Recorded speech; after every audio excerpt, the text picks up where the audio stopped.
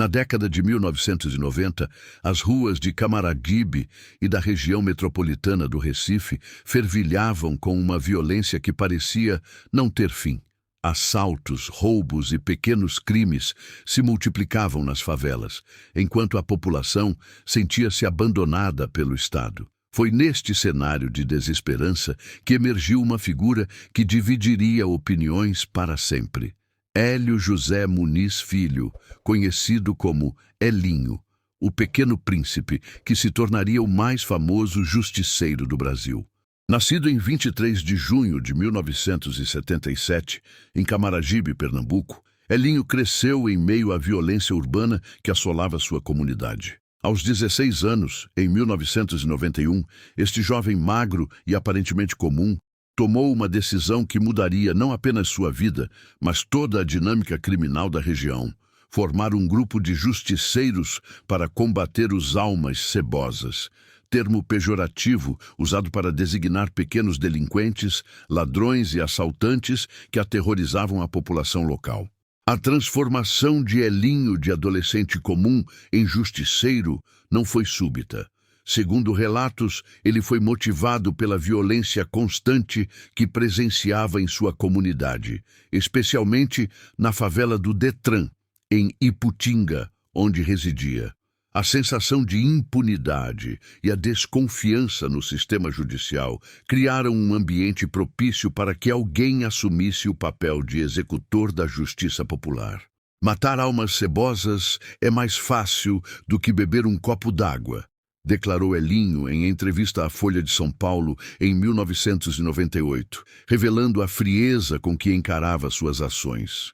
Esta frase, que se tornaria emblemática, demonstrava não apenas sua desumanização das vítimas, mas também a naturalidade com que via a violência como solução para os problemas sociais. O jovem justiceiro rapidamente ganhou notoriedade na região. Moradores o procuravam noite e dia para resolver conflitos, e ele assumiu o papel de juiz e executor, decidindo quem merecia viver ou morrer. Segundo suas próprias confissões, entre 1991 e 1997, ele teria eliminado entre 60 e 65 pessoas, todas supostamente criminosos que aterrorizavam a comunidade. O modus operandi de Elinho era simples e eficiente. Ele recebia denúncias da população sobre criminosos locais e, após uma investigação rudimentar, executava a sentença de morte. Não havia julgamento formal, não havia defesa, não havia segunda chance. A justiça de Elinho era sumária e definitiva. José Alexandre Santos, conhecido como Garnizé, músico que cresceu na mesma comunidade, oferece uma perspectiva diferente sobre as motivações iniciais de Elinho. Segundo ele, o justiceiro começou matando por dinheiro, mas gradualmente a fama e o reconhecimento se tornaram suas principais motivações. Ele inicialmente matava por dinheiro, mas com o tempo a fama de justiceiro tornou-se sua principal motivação, revelou Garnizé. Esta evolução psicológica sugere que Elinho pode ter desenvolvido uma dependência do poder e do reconhecimento que suas ações lhe proporcionavam. A admiração de parte da comunidade alimentava seu ego e justificava em sua mente a continuidade de suas ações violentas. Paradoxalmente, apesar de seus métodos brutais, Elinho era visto como herói por uma parcela significativa da população local. Em 1998, moradores do bairro Jardim Primavera coletaram impressionantes 3.500 assinaturas em uma petição pedindo sua libertação. Os signatários alegavam que suas ações haviam reduzido a criminalidade local em 100%, transformando-o em uma espécie de guardião da comunidade. Esta dualidade, criminoso para a lei, herói para a comunidade, reflete a complexidade das questões sociais que cercavam a figura de Elinho. Sua popularidade não era fruto apenas de admiração cega, mas de uma realidade concreta. Onde ele atuava, os pequenos crimes diminuíam drasticamente. O medo que inspirava nos criminosos locais criava uma espécie de paz armada, que, para uma população desesperada, representava alívio.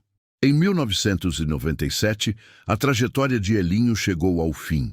Ele foi preso no município de Paudalho, Pernambuco, onde planejava assassinar um homem identificado apenas como Rui. Durante o interrogatório, confessou ser o líder de uma quadrilha de justiceiros, admitindo dezenas de assassinatos. O juiz Adeildo Lemos, da primeira vara criminal, decretou sua prisão com base em evidências concretas de 2 assassinatos: Fabiana Cristina da Silva, de apenas 13 anos, e Luiz Gonzaga Aquino, de 28 anos. Apesar de confessar entre 60 e 65 assassinatos, Elinho foi condenado apenas por esses 2 casos, devido à falta de provas suficientes para os demais. Recebeu uma pena de 201 anos de prisão e foi encaminhado ao presídio Professor Aníbal Bruno, um dos mais perigosos do Recife. O caso de Fabiana Cristina da Silva levanta questões perturbadoras sobre a natureza das ações de Elinho. Poucos detalhes sobre este crime estão disponíveis, mas o assassinato de uma menina de 13 anos coloca em xeque a narrativa de que ele só matava criminosos. Esta vítima inocente representa uma mancha indelével em sua suposta cruzada pela justiça. Durante sua prisão, Elinho manteve um comportamento exemplar, chegando a trabalhar como chaveiro, responsável por abrir e fechar celas, por 3 meses. Este bom comportamento contrastava ironicamente com sua reputação de assassino frio. Sua notoriedade era tanta que chegou a exigir pagamento por entrevistas, demonstrando como havia se tornado uma celebridade do crime. Porém, a vida no presídio reservava para Elinho o mesmo destino que ele havia imposto a dezenas de pessoas. Em 15 de janeiro de 2001, aos 23 anos, foi assassinado no presídio Professor Aníbal Bruno por 3 detentos: Augusto Marques de Oliveira, 23 anos, Cláudio da Silva, 18 anos, e Marcelo Carlos de Lima, 22 anos. Ele foi esfaqueado no pescoço, costelas e braço devido a rixas antigas e morreu no Hospital Otávio de Freitas. Segundo Garnizé, músico que cresceu na mesma comunidade, Elinho já esperava ser morto na prisão. O inferno não era embaixo da terra, mas no presídio, teria dito o justiceiro, demonstrando uma lucidez sombria sobre seu destino. Esta profecia se cumpriu de forma brutal, encerrando a vida de um dos personagens mais controversos da criminalidade brasileira. A morte de Elinho representou o fim de uma era, mas não o fim de sua influência. Sua história continuaria a ecoar através da cultura popular e do debate acadêmico sobre violência urbana, justiça e marginalização social. A trajetória de Elinho ganhou dimensão nacional através do documentário O Rap do Pequeno Príncipe contra as Almas Cebosas, dirigido por Paulo Caldas e Marcelo Luna e lançado em 31 de agosto de 2000. O filme utilizou uma linguagem híbrida, combinando elementos de documentário e ficção para explorar não apenas a vida do justiceiro, mas todo o contexto social que permitiu sua ascensão. O documentário apresenta um contraste fascinante entre 2 figuras que emergiram da mesma realidade social, Elinho e Garnizé. Enquanto o primeiro escolheu a violência como forma de transformação social, o segundo optou pela cultura e educação através da música. Ambos eram, nas palavras do próprio filme, filhos de uma guerra social silenciosa, travada nas periferias brasileiras. A obra cinematográfica não glorifica nem condena sumariamente Elinho, mas oferece uma análise complexa de um fenômeno social. O filme recebeu reconhecimento internacional, conquistando prêmios como o Gran Coral de Melhor Documentário no Festival de Havana e Melhor Direção no Festival de Cinema de Cuiabá, demonstrando que a história do justiceiro pernambucano tocava em questões universais sobre justiça, violência e exclusão social. O documentário revela como Elinho se tornou uma figura mitológica na periferia do Recife. Sua fama transcendeu os limites geográficos de sua atuação, transformando-o em símbolo de resistência para uns e de terror para outros. A narrativa popular em torno de sua figura foi construída através de histórias contadas e recontadas, onde realidade e ficção se misturavam. Esta mitificação é evidenciada pela petição de 3.500 assinaturas pedindo sua libertação, um número impressionante que demonstra o apelo popular que Elinho possuía. Para muitos moradores, ele não era apenas um assassino, mas um protetor que havia devolvido a tranquilidade às suas vidas. Esta percepção, embora questionável do ponto de vista legal e ético, reflete a desesperança de uma população que não via outras saídas para seus problemas. Embora Elinho fosse celebrado como alguém que só matava criminosos, a análise detalhada de seus crimes revela uma realidade mais complexa e perturbadora. O assassinato de Fabiana Cristina da Silva, de apenas 13 anos, representa a face mais sombria de suas ações. Poucos detalhes sobre este crime estão disponíveis, mas sua inclusão entre as condenações sugere que nem todas as vítimas de Elinho eram criminosos. O segundo crime pelo qual foi condenado oferece mais detalhes sobre seus métodos. Luiz Gonzaga Aquino, de 28 anos, foi morto em 16 de setembro de 1994, supostamente para recuperar uma bicicleta roubada. Após executar Aquino, Elinho e seu comparsa João Ricardo Ramos da Silva, conhecido como Coquito, que permaneceu foragido, roubaram o relógio e a pulseira da vítima. Este detalhe revela que o justiceiro não estava acima dos crimes que alegava combater. A confissão de 60 a 65 assassinatos, obtida durante interrogatório policial, levanta questões sobre a confiabilidade das evidências. Confissões obtidas sob pressão ou coerção são notoriamente não confiáveis, e é possível que Elinho tenha exagerado seus números para alimentar sua reputação ou para agradar interrogadores que buscavam resolver casos arquivados. Esta incerteza sobre o número real de vítimas não diminui a gravidade de seus crimes confirmados, mas ilustra como a figura de Elinho foi construída tanto por fatos quanto por mitos. A linha entre realidade e lenda se tornou tênue, contribuindo para a complexidade de sua figura histórica. O caso de Elinho não pode ser compreendido isoladamente. Ele faz parte de um fenômeno social mais amplo. O justiceirismo popular que emergiu em várias partes do Brasil durante as décadas de 1980 e 1990. Este fenômeno estava intrinsecamente ligado à crise do sistema de segurança pública e à percepção de impunidade que caracterizava o período. Em comunidades onde a presença do Estado era mínima e a criminalidade crescia exponencialmente, figuras como Elinho preencheram um vácuo de poder. Eles ofereciam uma solução imediata e definitiva para problemas que o sistema judicial parecia incapaz de resolver. Esta eficiência brutal conquistou apoio popular, mesmo entre pessoas que, em outras circunstâncias, condenariam a violência. O impacto das ações de Elinho na comunidade foi ambíguo. Por um lado, há relatos de que a criminalidade diminuiu significativamente nas áreas onde ele atuava. O medo que inspirava nos criminosos locais criava um efeito dissuasório que beneficiava a população em geral. Por outro lado, suas ações contribuíram para a normalização da violência como método de resolução de conflitos. Esta normalização da violência teve consequências de longo prazo. Jovens que cresceram vendo Elinho como herói podem ter internalizado a ideia de que a violência é uma solução aceitável para problemas sociais. Esta mentalidade perpetua ciclos de violência que persistem mesmo após a morte do justiceiro. A história de Elinho levanta questões fundamentais sobre a natureza da justiça e o papel do Estado na sociedade. Sua popularidade revela as falhas do sistema judicial brasileiro, que muitas vezes se mostrava ineficiente e distante das necessidades da população mais vulnerável. Ao mesmo tempo, suas ações demonstram os perigos do vigilantismo e da justiça com as próprias mãos. O caso ilustra como a exclusão social e a desigualdade podem gerar soluções extremas. Elinho não surgiu no vácuo, mas como produto de um contexto social específico.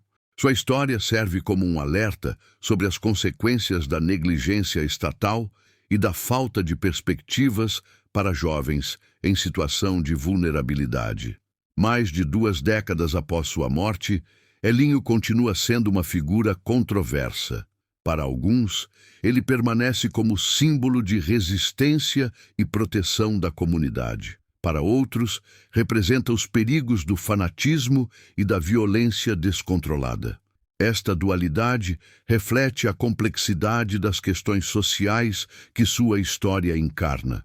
O documentário O Rap do Pequeno Príncipe contra as Almas Cebosas contribuiu para manter viva a memória de Elinho, mas também para promover reflexões sobre as causas estruturais da violência urbana. A obra cinematográfica sugere que tanto Elinho quanto Garnizé eram produtos de uma mesma realidade social, mas escolheram caminhos opostos para lidar com ela. A história de Hélio José Muniz Filho, o Elinho, é um retrato sombrio da realidade social brasileira dos anos 1990. Sua trajetória revela como a falência do Estado pode gerar figuras messiânicas que prometem soluções simples para problemas complexos. Ao mesmo tempo, demonstra como a violência, mesmo quando aparentemente justificada, pode se tornar um fim em si mesma. O assassinato de Fabiana Cristina da Silva, de 13 anos, permanece como uma mancha indelével na reputação do justiceiro, lembrando que nem todas as suas vítimas eram criminosos. Este crime questiona a narrativa heróica construída em torno de sua figura e revela a face mais sombria de suas ações. A morte de Elinho no presídio, aos 23 anos, encerrou uma era, mas não resolveu os problemas sociais que deram origem ao seu fenômeno. Sua história continua relevante como exemplo dos perigos do justiceirismo e da necessidade de abordar as causas estruturais da violência urbana. O legado de Elinho é complexo e controverso. Ele foi produto de seu tempo e lugar, mas também agente de transformação, para o bem e para o mal. Sua história serve como lembrete de que a justiça verdadeira não pode ser construída sobre pilhas de cadáveres, por mais que suas vítimas sejam criminosos. A paz duradoura só pode ser alcançada através de mudanças estruturais que ofereçam oportunidades e esperança para todos os membros da sociedade. Em última análise, a história do Pequeno Príncipe das periferias pernambucanas é uma tragédia brasileira que continua a ecoar nos dias atuais, lembrando-nos dos perigos da desesperança e da necessidade urgente de construir uma sociedade mais justa e igualitária. A história de Elinho não é um caso isolado na sociedade brasileira. Ela representa um fenômeno profundo e perturbador. A aceitação e até mesmo o apoio da população à justiça feita com as próprias mãos. As 500 assinaturas coletadas em 1998 pedindo a libertação do justiceiro pernambucano são apenas a ponta do iceberg de um sentimento que permeia diferentes camadas da sociedade brasileira. Este fenômeno não se limita às periferias ou às classes mais baixas. Pesquisas de opinião realizadas ao longo das últimas décadas revelam que uma parcela significativa da população brasileira, independentemente da classe social, demonstra simpatia por ações de vigilantismo quando o sistema judicial falha. O caso de Elinho tocou em uma ferida nacional: a desconfiança nas instituições e o desejo por uma justiça mais rápida e eficaz. O apoio popular a figuras como Elinho pode ser compreendido através de múltiplas lentes psicológicas e sociológicas. Em primeiro lugar, existe o que os especialistas chamam de justiça retributiva primitiva, um instinto humano básico que busca a vingança como forma de reequilibrar a balança moral. Quando o sistema oficial falha em punir criminosos, esse instinto primitivo encontra vazão em figuras que prometem fazer o que o Estado não faz: A população da favela do Detran, em Iputinga, vivia em constante estado de terror antes da atuação de Elinho. Assaltos diários, roubos, ameaças e a sensação de completo abandono estatal criavam um ambiente propício para a aceitação de soluções extremas. Para uma mãe que temia sair de casa com seus filhos, a notícia de que os almas cebosas estavam sendo eliminados representava alívio genuíno, mesmo que obtido através de métodos brutais. Um dos aspectos mais sedutores do vigilantismo é sua aparente eficiência. Enquanto o sistema judicial brasileiro pode levar anos para julgar um criminoso, quando o julga, a justiça de Elinho era imediata e definitiva. Não havia recursos, não havia prescrição, não havia possibilidade de erro processual que permitisse a soltura do acusado. A sentença era executada no mesmo dia, criando uma sensação de eficácia que o sistema oficial raramente proporcionava.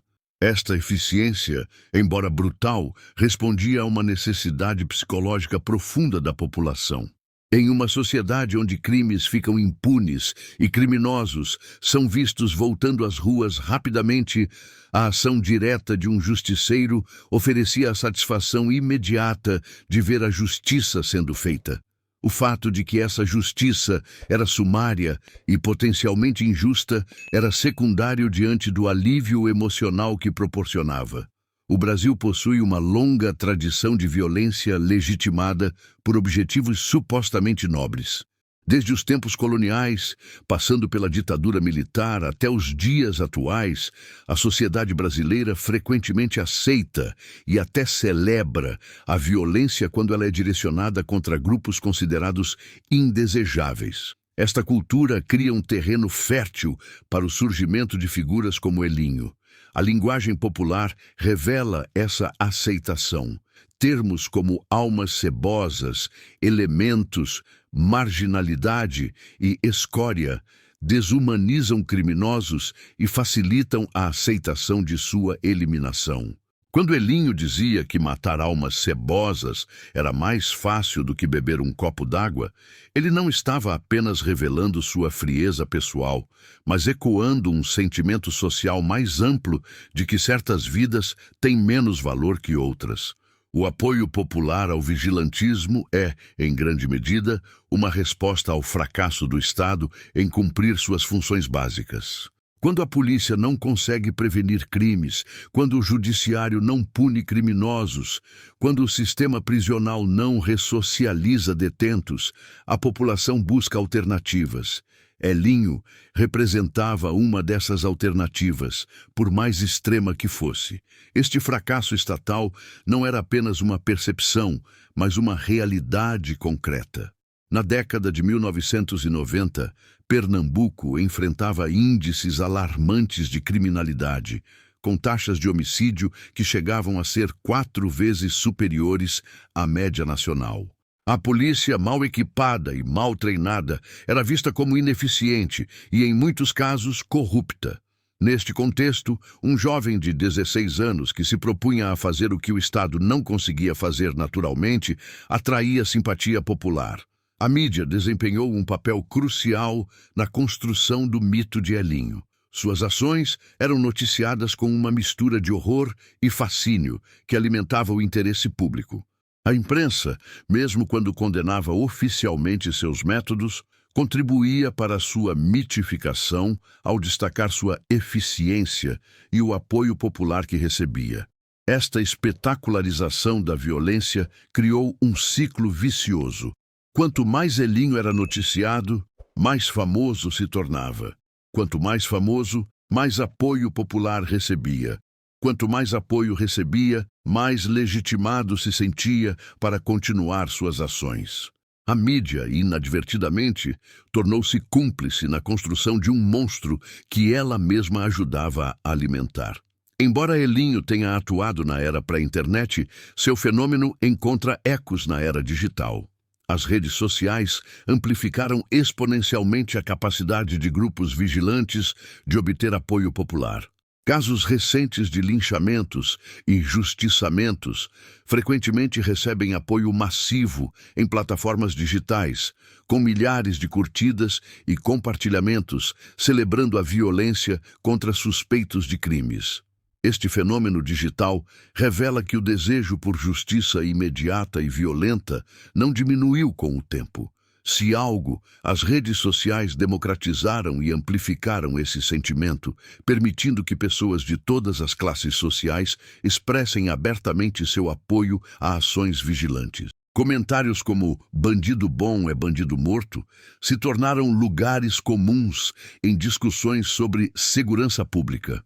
Um aspecto frequentemente ignorado é como a classe média brasileira também demonstra simpatia por ações vigilantes.